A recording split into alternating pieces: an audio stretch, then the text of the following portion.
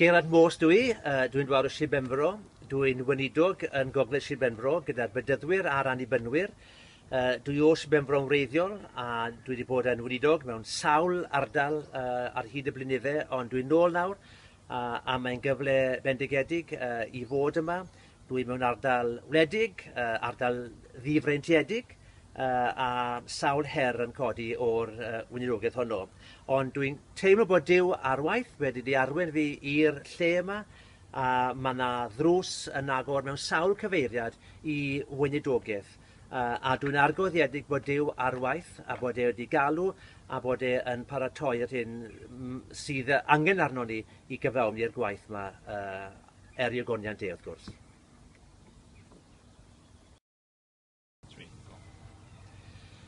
Mae yna bethau calonogol iawn yn digwydd yn yr ardal, a dwi'n hapus iawn i rannu rheini. Yn y lle cynta, ar y sul, mae bobl yn dwad, yn gyson, maen nhw'n dwad i glywed gardiw yn cael ei bregethu, a dwi yn teimlo bod rhywbeth yn digwydd yn eu plith nhw. Mae rhai yn sôn bod nhw'n deall, falle am y tro cynta, beth sy'n cael ei weid o'r pwlpit, a mae rai cael eu hatgoffa o bethau glywon nhw blynyddau mawr nôl amser wen nhw yn ifanc. A mae yna drafod. Weithiau dwi'n clywed bobl yn gweud gŵr a gwraig yn trafod y bregaeth amser cino. Na, dyw hwnna ddim yn digwydd yn aml iawn. Yn enwedig yng nghefn Gwlad Cymru bod e fel yna. Ond mae hwnna'n rhywbeth calonogol iawn. Clywed bobl yn siarad ac yn gwerthfawrogi pregethu. Hefyd mae'n gylondyn mawr i fi i wneud gwaith ymwneud y plant. A mae hwnna'n allweddol iawn i'r weinidogaeth. Does dim plant gyda ni yn y capel, oedran mam gu ac hi sydd â ni mewn gwirionedd, ond mae yna blant yn yr ardal, mae'n ysgol, a mae yna gydweithrediad rhwng ni ar ysgol yn allweddol i'r weinidogaeth dwi'n neud ar hyn o bryd. Dwi'n mewn bob dydd Gwener, bob bore dydd Gwener yn neud gwasanaeth boreol ac yn y prynhawn clwb plant. A mae hwnna yn fendigedig cyffwrdd a ceisio bendithio plant a'i teuluoedd. Ond y peth mwyaf cyffroes falle yw'r dosbarthiadau Beibledd cenhadol i ni wedi wneud. I ni yn cynnal dosbarthiadau Beibledd yn y gwesty'r bai yn Abergwein. A ni wedi gweld rhyw 10 ar 20, hyd yn oed 20 weithiau o bobl yn dwad ar ddydd Llun i ddarllen y Beibl. A mae hwnna eto yn rhywbeth cyffroes iawn, jyst eistedd lawr y bobl mewn grwpiau bach, agor y Beibl, darllen y Beibl a ceisio esbonio'r Beibl. A mae hwnna yn rhywbeth sydd wedi bendithio bobl. A mae bobl yn siarad bod ti fe. A dwi'n clywed eraill yn dweud o'r ardal bod nhw wedi clywed.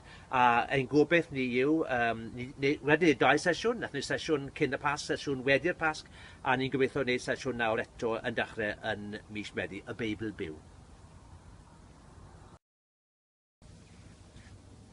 Byddai'n dda gweld eglwysi eraill yn dymuno bod yn rhan o'r hyn sydd yn digwydd yma yng Ngogledd Sir Benfro ymhlith y capeli Cymraeg. A dwi'n hapus iawn i rannu beth sydd yn digwydd mwyn gobeithio ysbarduno bobl neu herio bobl i weld beth allan nhw wneud i gydweithio gyda ni. A dwi'n credu bod yna lefelau gwahanol yn hyn.